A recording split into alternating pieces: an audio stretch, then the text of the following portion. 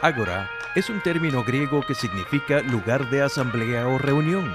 Tradicionalmente, el ágora era el lugar específicamente designado para que los ciudadanos griegos se reunieran a debatir sobre los diferentes asuntos concernientes al sistema democrático. A partir de este momento, tenemos un Ágora en Luz Radio 102.9 con Gabriel Andrade. Saludos amigos, bienvenidos a Ágora. Hoy me acompaña en la edición y montaje William Velarde, en el control técnico Franklin Palmar, nuestra productora es Norelba Torres, el director de Luz Radio es Jesús Urbina y quien les habla, Gabriel Andrade, estará en la conducción. Mi Twitter es @gandrade80. Me acompaña esta noche un querido amigo, el profesor Luis González, de la Facultad de Ciencias Económicas y Sociales. Con él estaremos conversando sobre la guerra de independencia en Venezuela. Saludos Luis, bienvenido, buenas noches. Muchas gracias, bueno. ¿Cómo empezó esta guerra? ¿Por qué buscamos independizarnos? Mucha gente dice, bueno, eventualmente toda colonia quiere separarse de la metrópoli. Sí, pero hay colonias que no se han separado y están hasta el día de hoy. Martinica respecto a Francia, la Guyana francesa respecto a Francia. Yo no sé si podríamos considerar a las Islas Canarias unas colonias de España, pero en ese caso ellas tampoco se independizaron nunca. ¿Por qué Venezuela sí buscó independizarse de España? Lo que sucede es que, para empezar, la historia tradicional tiende a plantear que, bueno, en el año 1810 comienza la lucha por la independencia y que tras un largo periodo de guerra y la separación de la Gran Colombia, Venezuela termina de consolidarse como Estado nacional a partir de 1830. Y el asunto es mucho más complicado que eso. Es decir, para 1810 no se declara la independencia. Efectivamente se declara el 5 de julio del año siguiente y no es precisamente ese día, pero bueno, estamos hablando de un periodo de tiempo. Si se visualiza, para 1810 en América Latina pasan muchas, en la América Española, que era la forma como se le llamaba entonces, pasan muchas cosas. No todas las provincias españolas se declaran en independencia, algunas incluso muy tardíamente, 1816, 1817, y las últimas colonias españolas en América es ya 1898, cuando las pierde en la guerra hispanoamericana. Por lo tanto, visualizar de manera global en toda la región lo que es el proceso independentista es mucho más heterogéneo de lo que podamos imaginar, y en el caso venezolano el asunto tampoco resultó tan homogéneo. Es decir, no es Caracas que declara la independencia, no es que todas las provincias venezolanas van detrás de Caracas y los españoles invadieron. Las primeras tropas regulares españolas llegan prácticamente en 1815 con la jornada de pacificación, que llegan con Morillo. Entonces es un proceso bastante complicado, ¿okay? En el cual hay avances, retrocesos, desaparece el gobierno republicano, el gobierno civil, y se instaura con la campaña admirable un gobierno militar. Es un asunto bastante complicado de abordar. Bueno, pero empecemos por lo básico. ¿Cuál era el malestar de los criollos para declarar la independencia? ¿Qué era lo que les molestaba de España? En primer lugar, la sociedad de la América Española, de toda la América Española, es una sociedad estamental. Es decir, no es una sociedad de clases, como cabría decir en una sociedad moderna, en la cual hay una división del trabajo clara y hay de función de propiedad o no de los recursos productivos, la gente tiene una asignación. Es una sociedad de división de estamentos sociales por clasificación étnica. Es decir, los blancos están claramente distanciados y tienen unos derechos totalmente diferentes a negros e indios, y en medio de estos grupos están los pardos, que también tienen sus propios derechos y tienen sus propias restricciones. Cuando visualizamos a los grupos blancos, no era lo mismo ser blanco criollo que blanco peninsular. Los principales controles políticos y económicos estaban en manos de blancos peninsulares, más no de blancos criollos. Blancos criollos. La administración pública, dices tú. La administración pública, ¿ok? Pero, por ejemplo, no es lo mismo ser un criollo con hidalguía, es decir, descendiente de conquistador, que ser un blanco de orilla, es decir, un blanco pobre. Entonces, indudablemente, tenemos una sociedad muy diferente, es una sociedad estamental, ¿okay? Muy diferente a la sociedad de clase de las propias de las sociedades modernas. Cuando se da los primeros movimientos políticos, no en 1810, en 1808, 1809, ya la América española viene de un proceso bastante largo de conflicto político. Es decir, grupos de blancos criollos comienzan a rebelarse. De hecho, está escrito, hay pronunciamientos de, por ejemplo, de funcionarios españoles como el José de Ábalos y el Conde de Aranda, en el cual plantean que existe una continua conflictividad de grupos de élites locales frente a la monarquía. Y se plantean opciones como, por ejemplo, tomar los territorios ultramarinos, los territorios de la América Española, y dividirnos en reinos particulares y entregarlos a príncipes de la corona o ligados a la corona. Pero el rey seguiría siendo el rey y el emperador, mientras que serían príncipes regentes en cada uno de estos territorios. Bueno, pero sí había virreyes, ¿no? Por supuesto, pero eran funcionarios. ¿Okay? No era lo mismo un virrey designado por el rey que manda en el territorio que un príncipe en el territorio, que indudablemente sigue teniendo una ligación política con el emperador, pero que tienen un gobierno. ¿Y estos príncipes serían criollos, nacidos en estas tierras, en ese proyecto? En un principio, príncipes europeos. Incluso se hablaban de trasladar a los infantes a las Américas y que, bueno, progresivamente tendrían sus hijos, pero tú sabes que como eran entonces los asuntos de sucesión y de matrimonio, vendrían generando unas dinastías locales, pero ligadas con las colonias, con el reinado europeo. Hay una cosa que a mí me ha llamado la atención en estas cosas, que es que aparentemente estaba la idea de que el que naciera en América, aún siendo blanco, era considerado pues una suerte de degeneración, porque bueno, el clima lo cambiaba, ideas así por el estilo. En aquel entonces estaba la preeminencia uno, para empezar, porque la sociedad estamental estaba montada sobre eso, sobre la diferencia de raza. Es decir, las razas tenían cada una sus partes particulares y los pardos vendrían a ser, no tenían la misma naturaleza que los blancos, pues. Pero incluso, por ejemplo, ¿por qué tanta crítica a Miranda y por qué tanto reconcomio con Miranda y Miranda con el trato? Porque es que Miranda era canario. Es decir, ser canario tampoco era ser blanco. Entonces, dentro del mismo grupo de los blancos había divisiones. Por supuesto. Y en el tope los peninsulares porque habían nacido en la península. Por supuesto. Y por debajo de ellos los nacidos en Canarias y más por debajo los nacidos en Porque América. Porque además, de hecho, hoy Canarias es una provincia española, es un territorio español y se le reconoce plena. Sin embargo, para entonces Canarias era un territorio colonial y había sido por conquista y no tenía la misma naturaleza que los territorios peninsulares. Bueno, tal como tú lo estás planteando, entonces la sociedad colonial era una bomba de tiempo que esto iba a estallar en cualquier momento. Vamos a dejar para el segmento que viene cuál fue el detonante, o sea, qué fue la última gota que rebasó el vaso y por qué esto estalló.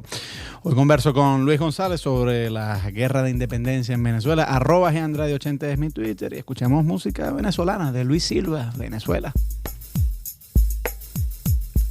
Seguimos en Ágora, @GAndrade80 es mi Twitter. Hoy converso con Luis González sobre la guerra de independencia en Venezuela.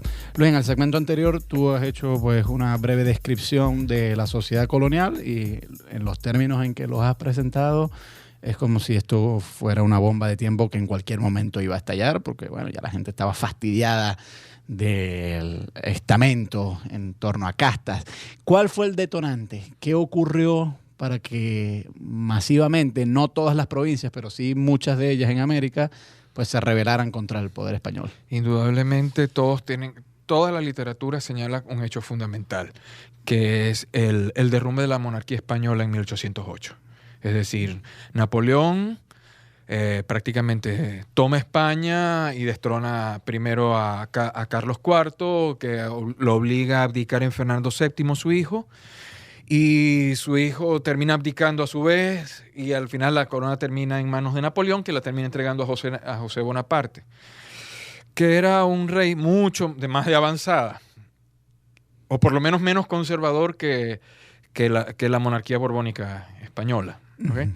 En el caso, mira, ¿cómo se interpreta esto? Cuando llegan Cuando llega la Noticia. noticia a América, se interpreta en cada provincia de manera diferente. Pero ¿ok? una cuestión, el cambio de autoridad en España también significa un cambio de autoridad en América. Es decir, los virreyes los barrieron y pusieron a los virreyes puestos por José Bonaparte y los administradores los barrieron y ahora eran administradores que le rendían cuentas directamente a los franceses que estaban instalados en Madrid, o se mantuvo la estructura vieja y hubo una transición difícil. ¿Cómo fue todo eso? En España se genera una situación de doble autoridad. Es decir, Bonaparte termina como rey en Madrid, sin embargo, se conforma una Junta Suprema que se asuma como representante de la autoridad monárquica ante una vacante del Vacío de rey. poder. ¿Ok? Ante una vacante del rey. Sin embargo, esta termina prácticamente reducida a Andalucía, Sevilla, y termina concentrada en Cádiz. ¿Ok? Ahora, ¿los virreyes de aquí y los administradores coloniales de aquí le rendían pleitesía a Cádiz o a Madrid? Comenzaron a dividirse para empezar, por ejemplo, se ha señalado que Emparan era afrancesado, tenía simpatías por Bonaparte. De eso se ha dicho, algunos autores lo dicen, otros señalan que no.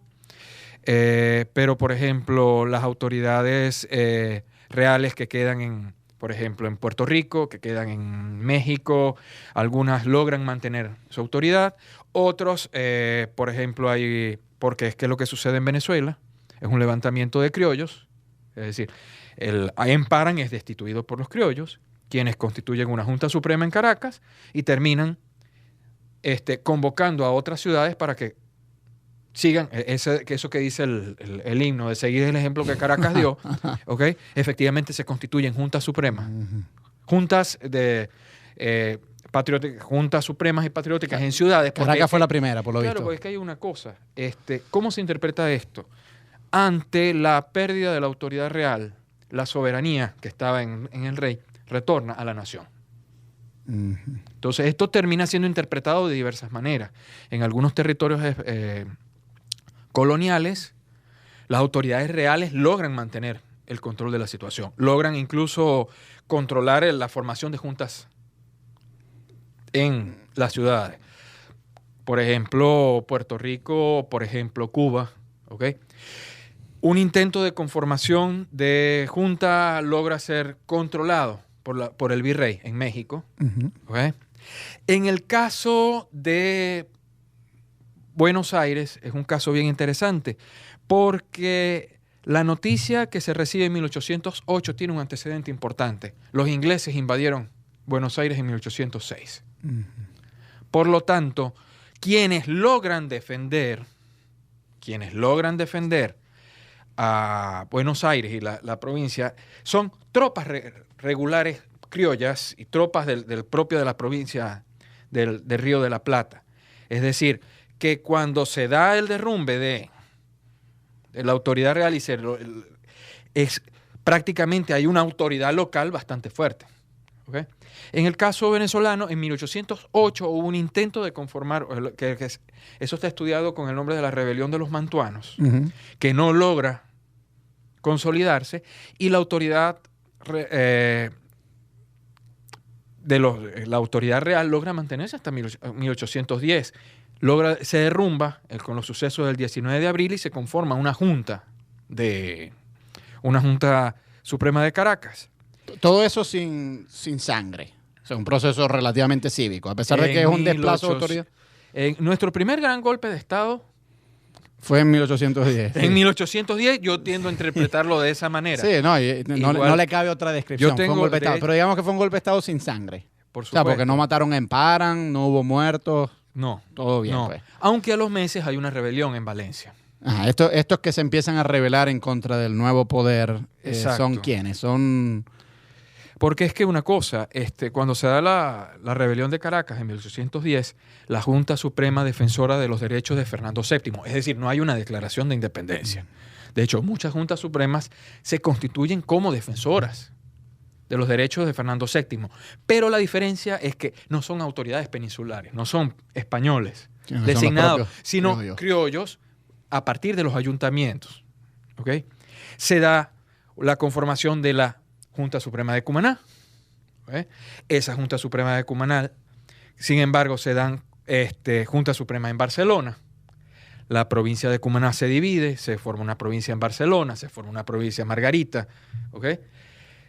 Se da la provincia de Caracas, que es la más grande. ¿Okay? Sin embargo, termina dividida. ¿Por qué? Porque Coro no reconoce la autoridad de la Junta de Caracas. La provincia de Maracaibo, que también forma parte de la Capitanía General de Venezuela, no reconoce. Siguen las autoridades reales. Entonces, Barinas, ¿okay? Guayana se declara también en desobediencia al llamado de Caracas. Entonces podemos ver cómo la Capitanía General de Venezuela no es que se declara partidaria a un movimiento autonomista, ¿no? Por el contrario, o sea, hay una división significativa. Y de ahí viene la guerra, supongo. Vamos a ver eso para el segmento que viene. @GAndrade80 es mi Twitter.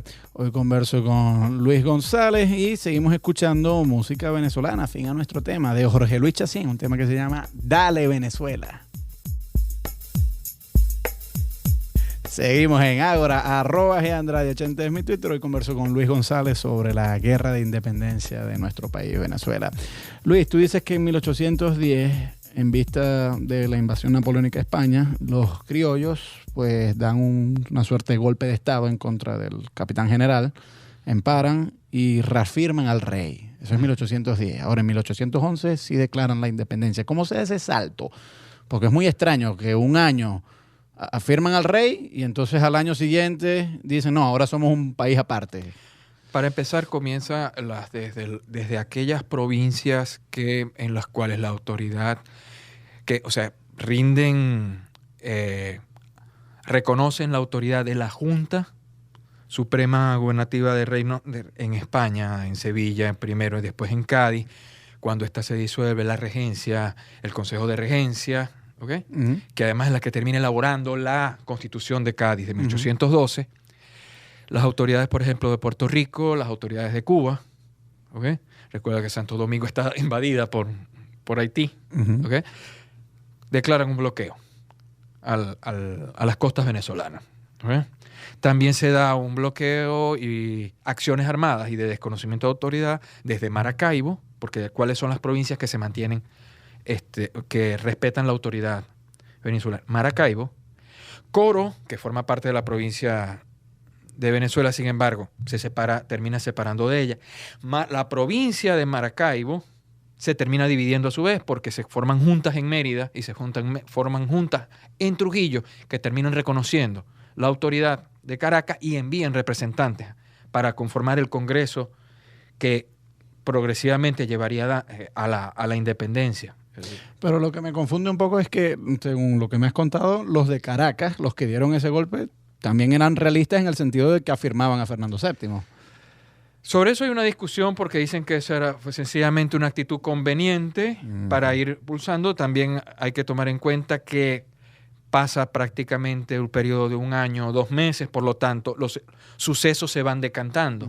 Es decir, progresivamente se da una radicalización, se conforma la sociedad patriótica, los sectores más radicales terminan tomando el control de la situación. Esto también sucede en otros territorios, por ejemplo, en el caso de lo que era el reino de Nueva Granada. En la Nueva Granada también se terminan conformando gobiernos de provincias, las provincias terminan dividiéndose, unas terminan optando, por ejemplo, la provincia de Santa Marta y la provincia de Pasto terminan leales, mientras que las otras provincias terminan declarándose defensoras de los derechos de Fernando VII, sin embargo, terminan declarando una autonomía. ¿Okay? Yeah.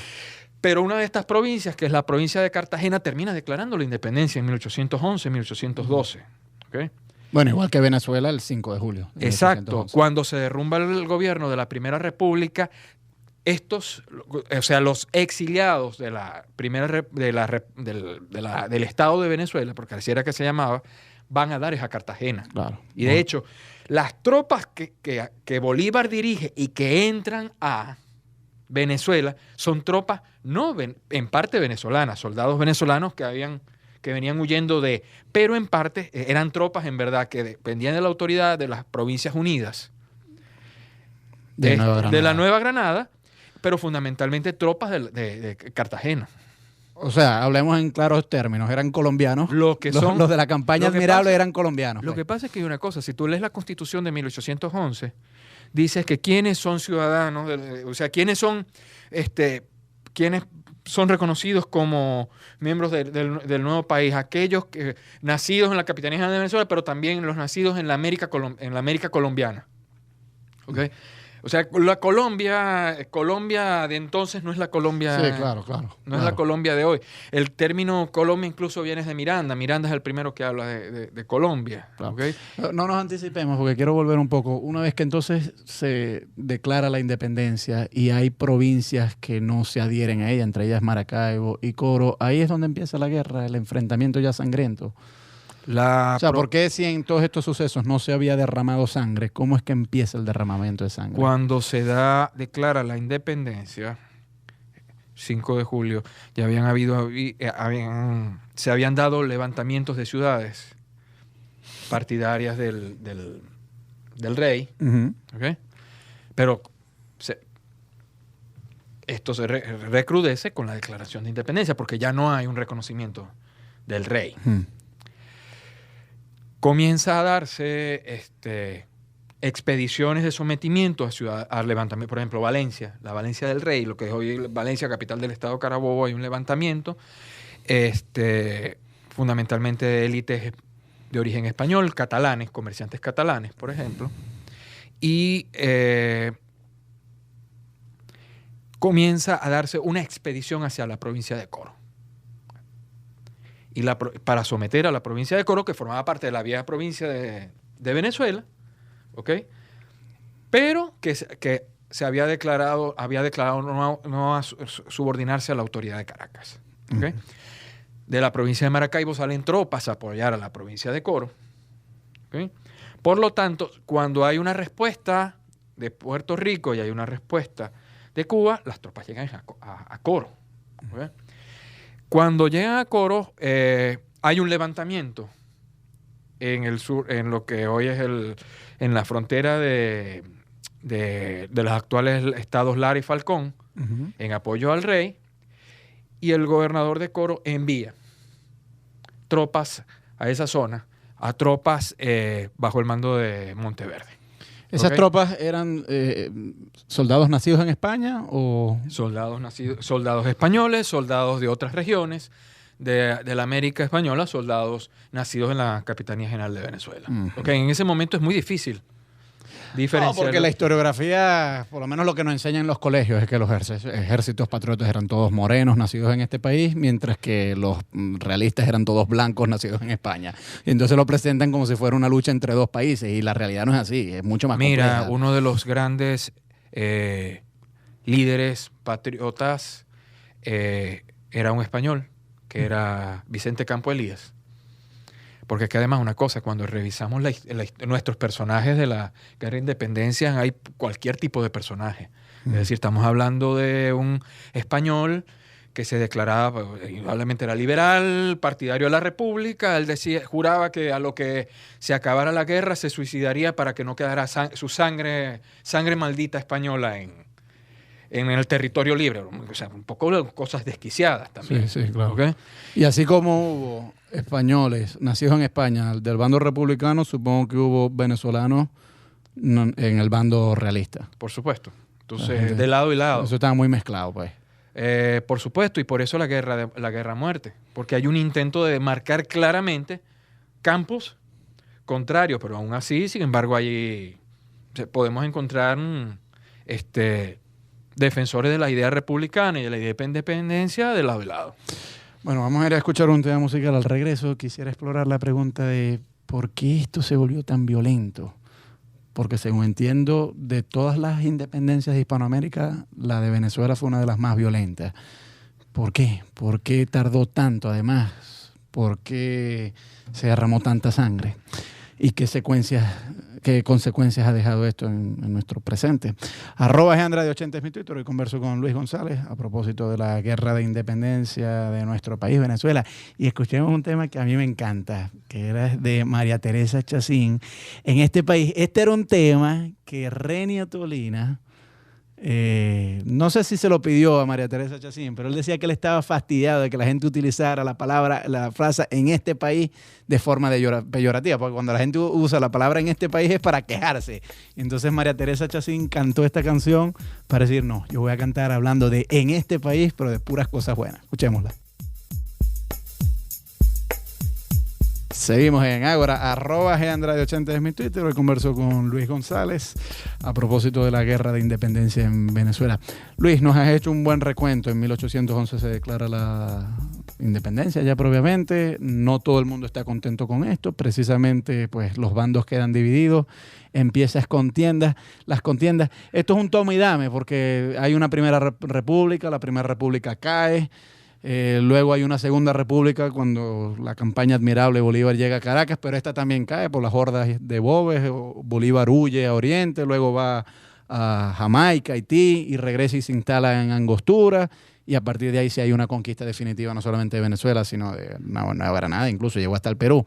La pregunta aquí es, porque no en un solo espacio no tenemos suficiente tiempo para cubrir todos estos detalles, pero ¿por qué fue tan sangrienta? Había un balance de poderes militares que uno no le podía ganar al otro, más o menos como ha ocurrido en la Guerra Civil de Colombia durante estos últimos 50 años. ¿Por qué se cometieron tantas atrocidades? La situación, para empezar, ¿cómo se da el derrumbe de la Primera República? Es decir, se estatuye el Estado de Venezuela, y ese Estado de Venezuela se supone que representa más o menos un orden de autoridad, ¿ok? Sin embargo, viene para empezar, el avance de Monteverde. Monteverde es prácticamente, porque además una cosa, cualquiera cree que son tropas regulares españolas, no son tropas regulares españolas, y es prácticamente una autoridad personal. Él en la medida que avanza, porque él comienza, llega llega a la zona y comienza a organizarse, indudablemente con una orden del gobernador, pero en la medida que comienza a penetrar territorio, comienza a actuar a su propia cuenta y riesgo, y comienza a ejercer su propia, y desconoce las autoridades. En esas campañas militares Monteverde no se comunicaba con España, no rendía reportes, no recibía órdenes del Consejo de Cádiz. Porque es que además una cosa, estamos hablando de periodos muy cortos de tiempo, o sea, es una cuestión de meses. Es decir, el derrumbe de la Primera República es en 1812, comienza la campaña admirable ya en 1813, está otra vez ¿cómo se llama? Ya Bolívar ha retomado Caracas, pero en 1814 se ha derrumbado todo. Es decir, estamos hablando de periodos de tiempo bastante cortos, donde además porque comienza a darse, para empezar, al inicio de la campaña admirable, la llamada campaña admirable, se da el decreto de guerra-muerte de Bolívar, pero unas semanas antes, Antonio Nicolás Briceño también declara la guerra-muerte. Es decir, Briceño es Antonio realista o no, es un venezolano. Que había llegado a Cartagena y con tropas penetra en un territorio venezolano. Al final es capturado y fusilado, ¿no? Pero él también había declarado guerra a muerte, no con esa expresión, pero sí matar, pues, guerra sin cuartel. ¿Okay? Monteverde ya desde el año anterior no solamente había derrumbado la república, sino que además de eso desconoce la autoridad de las autoridades reales, desconoce a la audiencia de Caracas, comienza a actuar arbitrariamente. Es decir, hay un régimen de ausencia de legalidad en el territorio. Y entre un derrumbe y otro, progresivamente, prácticamente hay una situación de ausencia de orden centralizado. Es decir, no hay propiamente un orden centralizado. Si a eso le cruzas un conflicto de castas, porque se comienza a utilizar los resentimientos subyacentes a la sociedad estamental, a la sociedad de casta, indudablemente tenías prácticamente una situación de violencia desatada. Hay una cosa que escuché la otra vez que me sorprendió, que era Chávez elogiando a José Tomás Bove. Y él decía una cosa que a mí me parece curiosa y quiero preguntarte tu opinión histórica. Él decía, bueno, los ejércitos patriotas perdieron la Primera y la Segunda República porque no tenían suficiente gente a su favor. Porque al principio Bolívar y los demás no estaban convencidos de incorporar negros y pardos a sus ejércitos, mientras que más bien ellos sí se habían ido con bobes por promesas de libertad y otras cosas. Fue más bien después de la huida de Bolívar de Caracas hacia Oriente, cuando decía Chávez, Bolívar quizás tuvo un cambio de pensamiento y dijo, no, a esta gente la tenemos que incorporar. ¿Fue ese el punto decisivo de la guerra para inclinar la balanza al favor de los patriotas? La idea de incorporar definitivamente a los pardos y negros a los ejércitos patriotas. Sí. Sí, efectivamente, la presencia de pardos, negros e indios en las tropas realistas lleva a un punto de inflexión en la forma de organización de la lucha política a partir de 1814. Es decir, comienza a plantearse la necesidad de tomar medidas de reconocimientos de derechos, no de ciudadanía, porque no se convertían en ciudadanos. ¿Podríamos dudar, te pregunto, de la sinceridad de Bolívar en su idea de emancipación de estos grupos, en el sentido de que él ideológicamente no estaba convencido de que había que incorporar a estos grupos a la libertad, pero por una decisión pragmática para ganar la guerra, tomó esa decisión? Muchos oficiales del Ejército Libertador, a partir de 1815-16, eran negros y pardos, ¿okay? E indios. Es decir, la carrera militar sirve de movilización social, pero no a grupos enteros, indudablemente individuos. A partir de cuando se regresa a Bolívar, porque además una cosa, con el derrumbe de la República en 1814, hasta 1817, que regresa con la expedición de los Cayos, es decir, la guerra de independencia queda los ejércitos independentistas quedan reducidos a guerra de guerrillas, pues, a partidas. E incluso uno lee algunos trabajos y aquellos pues, prácticamente son grupos de bandoleros que tratan de mantener la guerra y son tratados así como bandoleros. ¿Okay? Pero indudablemente comienza a darse ciertas medidas de reconocimiento e inclusión. No se da la libertad de los esclavos. Pero lo que te pregunto, ¿tú crees que fue una medida puramente pragmática o había una convicción ideológica ahí? Eso depende.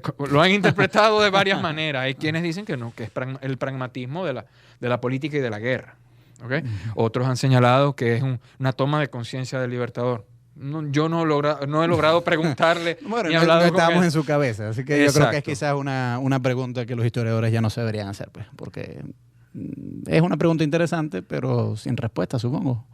Porque ¿cómo hacemos para saber cuán sincero era Bolívar? Se pueden hacer algunas deducciones por decisiones posteriores y por ¿cómo se llama? Y por documentos y por pronunciamientos del libertador y las normativas jurídicas organizadas por el Estado.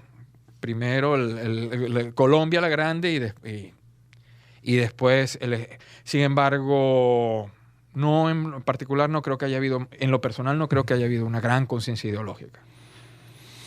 Bueno, ahí estás tumbando un gran mito bolivariano. Ya casi nos vamos. ¿Cómo terminó esta guerra? ¿Por qué definitivamente el Imperio Español decidió abandonar la lucha y los patriotas vencieron? ¿Cuál fue el punto culminante? Eso de decir, no cualquier niño de escuela, porque en verdad los niños de escuela les cuesta mucho comprender el fenómeno, el proceso de la independentista. Es decir, todo el mundo dice, sí, la batalla de Carabobo. No, la batalla de Carabobo no cierra la lucha independentista. Es decir, en la batalla de Carabobo prácticamente las tropas realistas quedan reducidas a Puerto Cabello. Es decir, pero hubo un intento de conquista que prácticamente, o sea, incluso retoman Coro, retoman Maracaibo, hasta que se da la batalla naval del Lago en 1823. Es decir, si la batalla de Carabobo fue en 1821 y la batalla naval del Lago en 1823, estamos hablando de 2 años. ¿Okay? Y la entrega de Puerto Cabello prácticamente fue el año siguiente, en 1824. ¿Okay? Y todavía después de disuelta Colombia, en la década de 1830, todavía habían partidas realistas dando guerras por allí. ¿ok? Y puede ser que no lo hayan intentado en el caso de Venezuela, pero en 1829 España intentó reconquistar México. ¿Ok? Entonces es un asunto... Bueno, y tengo entendido que en 1820 o 21 venía una expedición desde Cádiz, pero se amotinó el general Riego, creo que es, Sí. o Rego. Ajá, Entonces- porque en 1814 retorna el absolutismo en España, es decir, Fernando VII aniquila la experiencia liberal de las Cortes, elimina la Constitución y se vuelve a instituir en rey absoluto. En 1821 se da la rebelión de las tropas que venían a América y se da un bienio liberal hasta que, bueno, vuelve a constituirse en absoluto. Pero esas tropas nunca llegaron. No llegaron. Si hubiesen llegado, quizás se hubiese mantenido España estas colonias. ¿Tú qué opinas? No creo. Tal vez hubiese podido controlar la situación unos años más, pero que a la larga prácticamente es difícil mantener el dominio a distancia, pues. Bueno, pero Francia mantuvo Martinica y la Guyana francesa. Sí, pero en pequeños territorios insulares, donde habían regímenes esclavistas y de población bastante limitada, pero no pudo mantener Haití, por ejemplo. No, claro, sin ¿Ok? duda. Luis, muy agradecido por haber venido. El tiempo se nos quedó corto, pero esto yo creo que amerita un segundo programa para que exploremos otros asuntos de la guerra de independencia en Venezuela. Pero Estamos a la creo orden. que ha sido muy ilustrativas tus explicaciones. Gracias a William Velarde, que estuvo en la edición y montaje, Franklin Palmar en el control técnico, Norelba Torres en la producción, Jesús Urbina es el director de Luz Radio y quienes habla, Gabriel Andrade estuvo en la conducción. @GAndrade80 es mi Twitter y nos vamos con un tema patriotero pero hermoso, que es de un solo pueblo. ¡Viva Venezuela!